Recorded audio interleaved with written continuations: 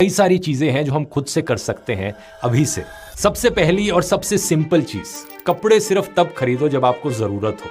ये सुनने में ऑब्वियस लगता है, लेकिन अगर आप ऑनेस्टली सोचोगे तो आपकी पिछली 10 परचेजेस में से कितनी एक्चुअल चीजें आपने ऐसी खरीदी हैं जिसकी आपको जरूरत सही में थी, और कितनी ऐसी चीजें आपने खरीदी जो इंपल्स बाय थी। इसके लिए एक सिंपल 30 वेयर्स टेस्ट रूल होता है जो आप फॉलो कर सकते हो कि कोई भी कपड़ा खरीदने से पहले आप अपने आप से पूछो कि क्या मैं इस कपड़े को कम से कम 30 बार पहनूंगा। अगर आपके मन में फीलिंग आए कि नहीं यार मैं इसे इतना नहीं पहनूंगा, तो खरीदने की कोई जरूरत नहीं। दूसरा, आउटफिट रिपीटिंग को नॉर्मलाइज करो। ये आइडिया कि सेम कपड़े दोबारा नहीं पहन सकते, ये पूरी तरीके से मैन्युफैक्चर्ड आइडिया है। इसे इंस्टाग्राम और टिकटॉक ने बनाया है और फास्ट फैशन कंपनीज ने इन्फ्लुएंसर्स और सेलिब्रिटीज के जरिए फंड किया है। असल जिंदगी में किसी को फर्क नहीं पड़ता कि आप सेम कपड़े दोबारा पहन रहे हो या नहीं।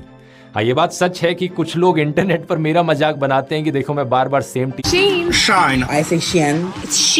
शीन एक सॉफ्टवेयर का इस्तेमाल करती है जो रोजाना लाखों इमेजेस, वीडियोस और सर्चेस के आधार पर ऑलमोस्ट रियल टाइम में बताता है कि कौन सा डिजाइन हिट या फ्लॉप होगा, और उसी के हिसाब से ऑर्डर्स दिए जाते हैं। टेक्नोलॉजी के इस इस्तेमाल से शीन ने फास्ट फैशन को अल्ट्रा फास्ट फैशन बना दिया। इस कंपनी में कपड़ों को डिजाइन से लेकर रेडी टू सेल तक पहुंचने में सिर्फ 3 दिन का समय लगता है, और हर दिन यहाँ 2000 से लेकर 10,000 नए स्टाइल्स ऐड किए जाते हैं। जितने कपड़ों के नए डिजाइन ज़ारा एक साल में लॉन्च करता है, शीन उतने एक हफ्ते में कर देता है। इसका नतीजा ये कि आज ग्लोबली हर साल 100 अरब से लेकर 150 अरब कपड़े बनते हैं।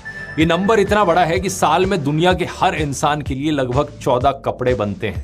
What?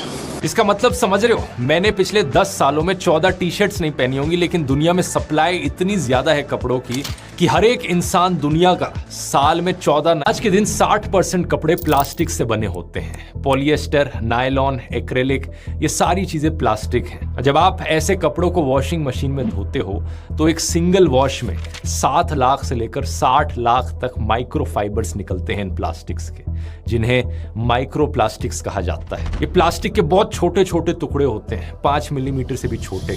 तो एक चीज तो पक्की है कि आपको इन प्लास्टिक वाले मटेरियल से दूर रहना चाहिए, इनके कपड़े नहीं खरीदने चाहिए। लेकिन सवाल फिर यह है कि कौन सा मटेरियल बेस्ट होता है कपड़ों का। एग्जैक्टली इसी सवाल का जवाब देने के लिए मैंने ये फ्री पीडीएफ गाइड बनाई है आप सभी लोगों के लिए दोस्तों, जिसमें 28 कपड़ों के मटेरियल को रैंक किया गया है। इन सबको एनवायरमेंट और हेल्थ के पर्सपेक्टिव से स्कोर किया गया है ताकि आप आसानी से जान पाओ कि कौन से मटेरियल के क्या फायदे और क्या नुकसान है। प्लस इसी फैब्रिक स्कोर कार्ड की गाइड में मैंने बताया है कि कौन से सिंबल्स का आपको ध्यान रखना है कपड़े खरीदते वक्त, कौन से मार्क्स एक्चुअली में क्वालिटी दिखाते हैं और कौन सी बस मार्केटिंग टर्म्स है। तो ज्यादा सोचने की जरूरत नहीं, 100% फ्री टू